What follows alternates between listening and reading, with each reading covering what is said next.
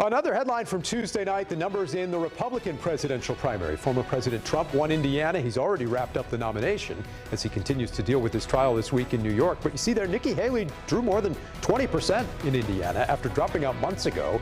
In fact, she got just about as many votes Tuesday night as Suzanne Crouch did in the race for governor. Let's talk about all this now with our panel. Here with us in studio this week, we have Politico's Adam Wren, who's also the author of the Importantville newsletter on Indiana politics, along with UIndy political science professor Dr. Laura Wilson, 2016 vice chair for the Indiana Trump campaign, Tony Samuel, and Democratic strategist Laura Beck. Hope you're all having a great Mother's Day weekend. Laura, I'll start with you here.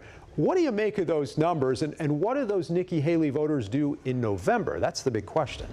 Well, I think if you were willing to take a Republican ballot and vote for Nikki Haley, then you are likely going to be crossing over to vote for Jennifer McCormick and possibly Joe Biden in the general election. I could definitely see that coming. If you're a crossover voter. Are they Republican voters or are they crossover voters? Well, I think there's a bit of we don't know, but I think there's a bit of a protest vote going on. And we also have to put into context what's happening right now in the world. And if you think about it, on Tuesday, primary election day, that's when Stormy Daniels was testifying at President Trump's hush money trial. So there are a lot of elements that are swirling around right now about that too. Tony, do you have a different view on the impact of this 20% vote? It was in Carmel, by the way, 40%. Yeah, well, and when you look at Brad Chambers' votes, he won Marion County. He won Hamilton, or he second place by like 16 votes in Hamilton. He second place in Boone and Hendricks. I think a lot of those votes were the more moderate faction of the Republican Party and the crossover votes, and those were then the Nikki Haley votes. And then when you look at the totals, Donald Trump in 2016, over 1.5 million in the general election, over 1.7 million in the general election in 2020.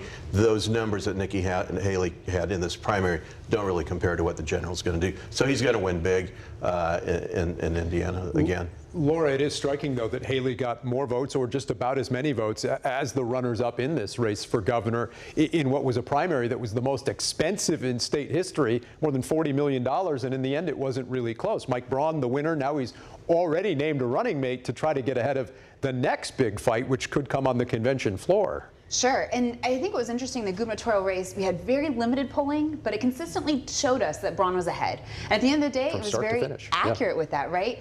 He was able to win with just about the same margin that we saw Victoria Sparks take away the 5th congressional. And when you have so many candidates, that's not a majority, it's just a plurality. It's all you need.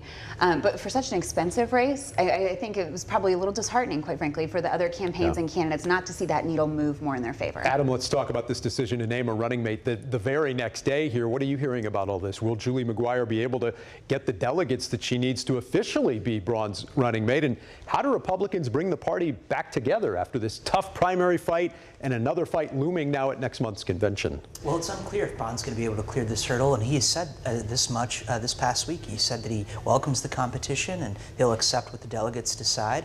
When you look at the party coming together, that's one of the most striking things that I noticed on Tuesday night and Wednesday morning is how quickly all of the rival gubernatorial candidates came out, endorsed Braun, called him to concede, and complimented Julie McGuire as his running choice, as his running mate choice. State leadership in the legislature, Brad Chambers, a number of compliments for that choice already. Let's keep talking about this race for governor now as we look at some more of the results and matchups for the fall here on the bottom of your screen. Tony, what's your view on where the party stands now in this race for lieutenant governor? What's going to happen here? Well, I think you're going to have a very competitive convention, and nothing wrong with that. I think it's a good thing that Mike made his choice, but Mike Beckwith has been out there working hard. Delegates which are the more conservative members of the party.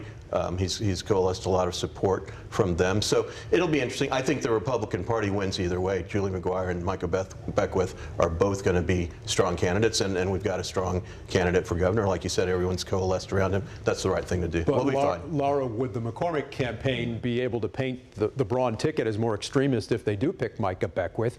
And when do you think we'll see Jennifer McCormick pick a running mate of her own? What kind of qualities is she looking for? Well, I think when you're picking someone who's going to be your your lieutenant governor, you want it to be somebody who, first of all, is going to do a good job, right? And second of all, you want to have somebody who you like and who you get along with and who you're aligned with. And then you also want to have somebody who is going to be an effective surrogate and can bring in voters who you are really going to need to get over the finish line.